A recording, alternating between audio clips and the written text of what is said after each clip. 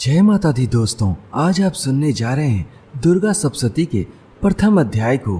प्रथम अध्याय शुरू करने से पहले आपको बता दें कि दुर्गा सप्तशती का पाठ करने वाला मनुष्य या केवल उसको सुन लेने वाला मनुष्य समस्त सुखों की प्राप्ति करता है। दुर्गा सप्तशती का पाठ सुन लेने मात्र से माता रानी का आशीर्वाद उस मनुष्य को प्राप्त हो जाता है।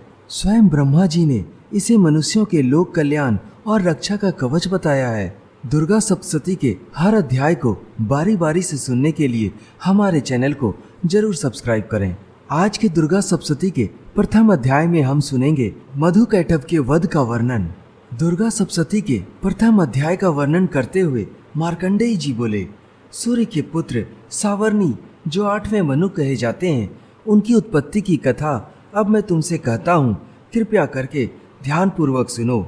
सूर्य कुमार महाभाग सावर्णी भगवती महामाया के अनुग्रह से जिस प्रकार मनवंतर के स्वामी हुए वही प्रसंग सुनाता हूँ। पूर्व काल की बात है।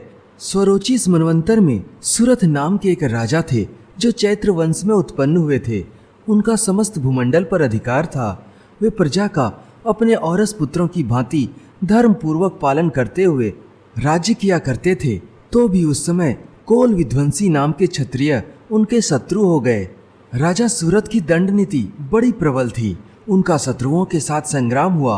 यद्यपि कोल विध्वंसी संख्या में कम थे, तो भी राजा सूरत युद्ध में उनसे परास्त हो गए। तब वे युद्ध भूमि से अपने नगर को लौट आए और केवल अपने देश के राजा होकर राज करने लगे। समूची पृथ्वी से अब उनका अधिकार समाप्त हो गया, किंतु वहां भी उन प्रबल शत्रुओं ने उस समय महाभाग राजा सूरत पर आक्रमण कर दिया।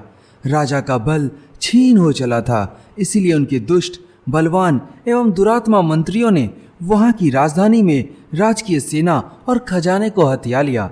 सूरत का प्रभुत्व नष्ट हो चुका था, इसीलिए वे शिकार खेलने के बहाने घोड़े पर सवार होकर वहां से अकेले ही एक घने जंगल में चले गए।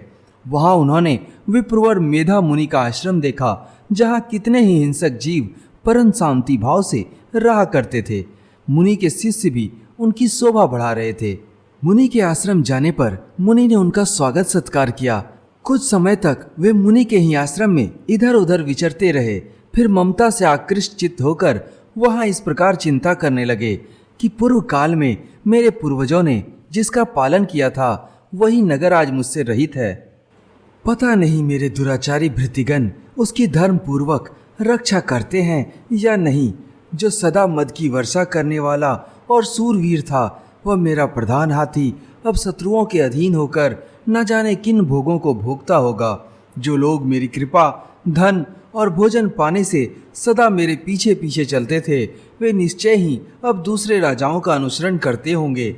उन अपवयी लोगों के द्वारा सदा खर्च होते रहने के कारण अत्यंत कष्ट से जमा किया हुआ मेरा वह खजाना भी खाली हो जाएगा। ये तथा और भी कई बातें सोचकर राजा सूरत बहुत चिंतित रहा करते थे। एक दिन उन्होंने वहां विप्रवर मेधा के आश्रम के निकट एक वैश्य को देखा और उससे पूछा, भाई तुम कौन हो? यहाँ तुम्हारे आने का क्या कारण है? तुम क्यों शोकग्रस्त और अनमने से दिखाई देते हो? राजा सूरत का यह प्रेम पूर्वक कहा हुआ वचन सुनकर वैश्य ने विनीत भाव से उन्हें प्रणाम करके कहा, हे राजन, मैं धनियों के कुल में उत्पन्न एक वैश्य हूँ। मेरा नाम समाधि है। मेरे दुष्ट स्त्री पुत्रियों ने धन के लोभ से मुझे घर से बाहर निकाल दिया है। मैं इस समय धन, स्त्री और पुत्रों से वंचित हूँ। मेरे विश्वसनीय बंधुओं ने मेरा ही धन लेकर मुझे दूर कर दिया है, इसीलिए दुखी होकर मैं वन में चला आया हूँ। यहाँ रहकर मैं इस बात को नहीं जानता कि मेरे पुत्रों की, स्त्री की और स्वजनों की कुशल है या नहीं। इस समय घर में वे कुशल से रहते हैं अथवा उन्हें कोई कष्ट है। वे मेरे पुत्र कैसे हैं? क्या वे सदाचारी हैं अथवा दुराचारी हो गए हैं? तब राजा ने पूछा, जिन लोभी स्त्री पुत्र आदि ने धन के कारण तुम्हें घर से निकाल दिया है, उनके प्रति तुम्हारे चित्त में इतना स्नेह का बंधन क्यों है? तब वैश्य ने इस बात का जवाब दिया, आप मेरे विषय में जैसी बात कहते हैं वह सब ठीक है, किंतु मैं क्या करूं? मेरा मन निष्ठुरता धारण नहीं करता। जिन्होंने धन के लोभ में पड़कर पिता के प्रति स्नेह, पति के प्रति प्रेम तथा आत्मीय जन के प्रति अनुराग को तिलांजलि दे दी, मुझे घर से निकाल दिया है, उन्हीं के प्रति मेरे हृदय में इतना स्नेह है। हे महामते, गुणहीन बंधुओं के प्रति भी जो मेरा चित्त इस प्रकार प्रेम मग्न हो रहा है, यह क्या है? इस बात को मैं जानकर भी नहीं जान पाता। उनके लिए मैं लंबी सांसें ले रहा हूँ और मेरा हृदय अत्यंत दुखी हो रहा है। उन लोगों में प्रेम का सर्वथा अभाव है, तो भी उनके प्रति जो मेरा मन है वह निष्ठुर नहीं हो पाता। इसके लिए मैं क्या करूं? दोनों के बीच ऐसी बातों के बाद राजा सूरत और वह समाधि नाम का वैश्य दोनों साथ साथ मेधा मुनि की सेवा में उपस्थित हुए और उनके साथ यथा योग्य न्यायकुल विनय पूर्वक बर्ताव करके बैठे। इसके पश्चात वैश्य और राजा ने वार्तालाप आरंभ किया। राजा ने कहा, हे भगवान, मैं आपसे एक बात पूछना चाहता हूँ, उसे बताइए। मेरा चित्त अपने अधीन ना होने के कारण वह बात मेरे मन को बहुत दुखी करती है। जो राज्य मेरे हाथ से चला गया है उसमें मैं और उसके संपूर्ण अंगों में मेरी ममता बनी हुई है।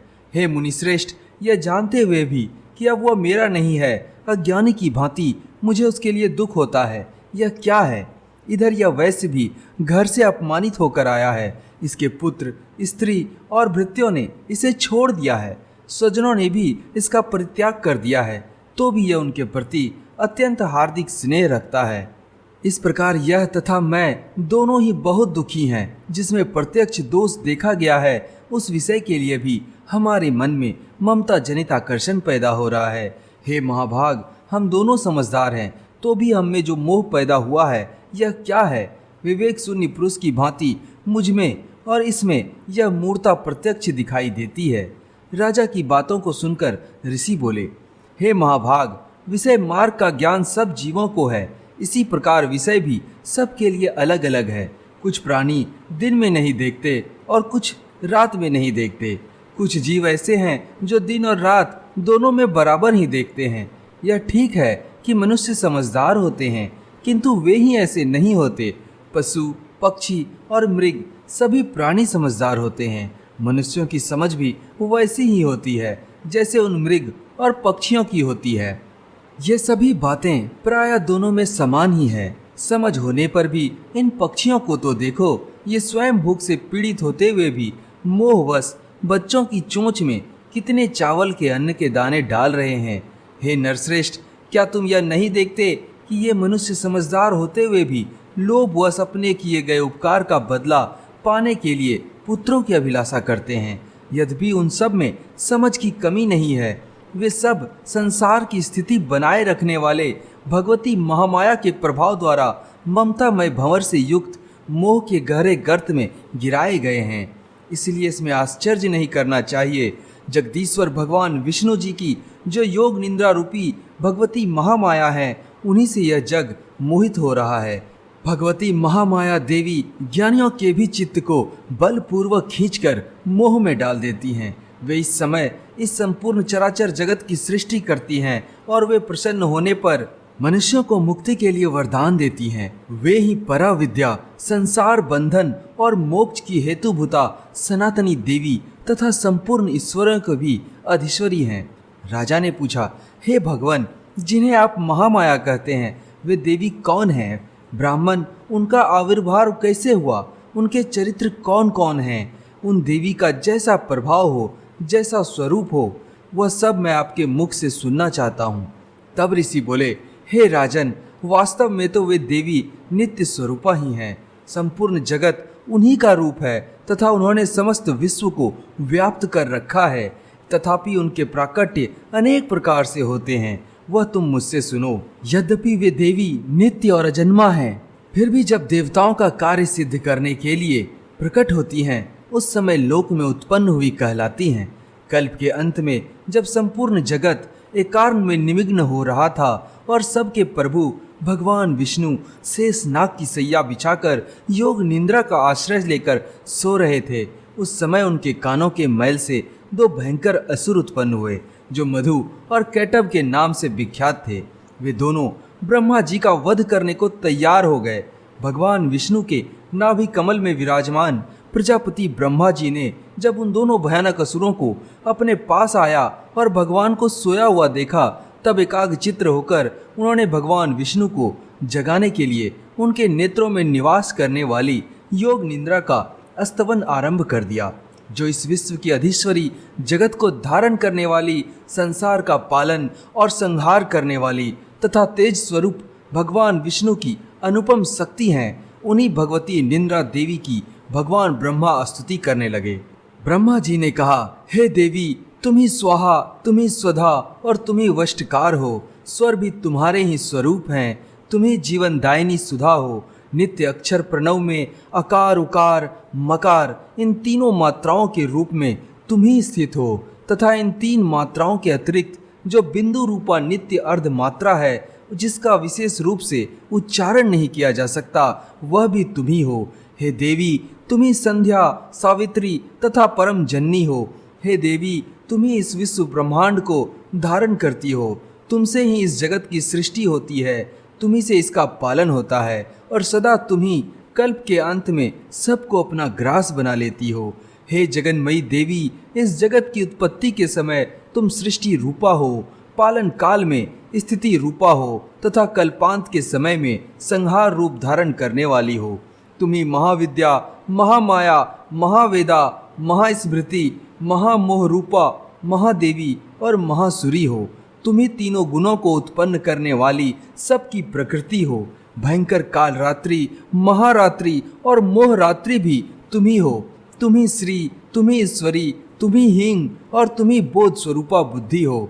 लज्जा, पुष्टि, तुष्टि, शांति और क्षमा भी तुम ही हो। तुम खड्ग धारणी, शूल धारणी, घोर रूपी तथा गदा, चक्र, शंख और धनुष धारण करने वाली हो। बाण, भुसुंडी और परिधि, ये सभी तुम्हारे अस्त्र हैं। तुम सौम्य और सौम्यंतर हो। इतना ही नहीं, जितने भी सौम्य एवं सुंदर पदार्थ हैं, उन सब की अपेक्षा तुम अत्यधिक सुंदरी हो।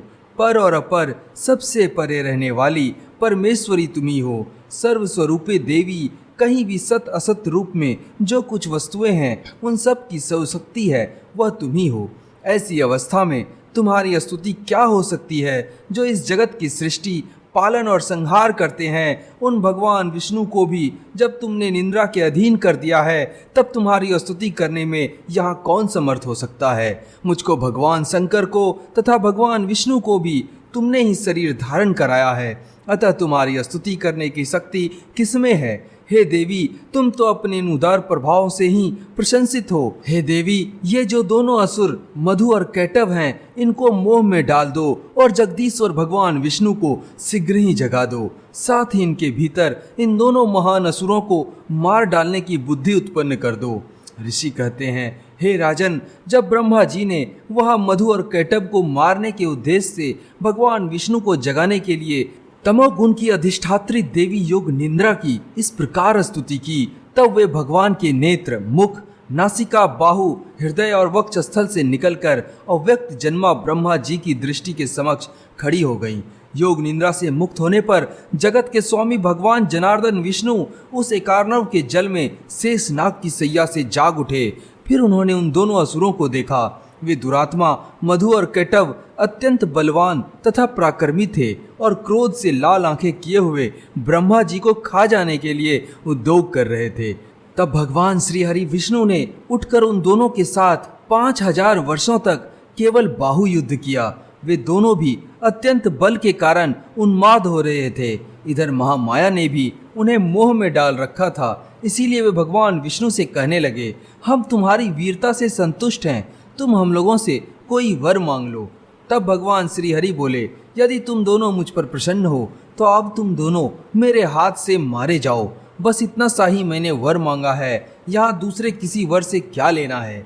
ऋषि आगे कहते हुए कहने लगे, इस प्रकार धोखे में आ जाने पर जब उन्होंने संपूर्ण जगत में जल ही जल देखा, तब कमल नयन भगवान से कहा, जहाँ पृथ्वी जल में डूबी ना हो, जहाँ सूखा स्थान हो, वहीं हमारा वध करो।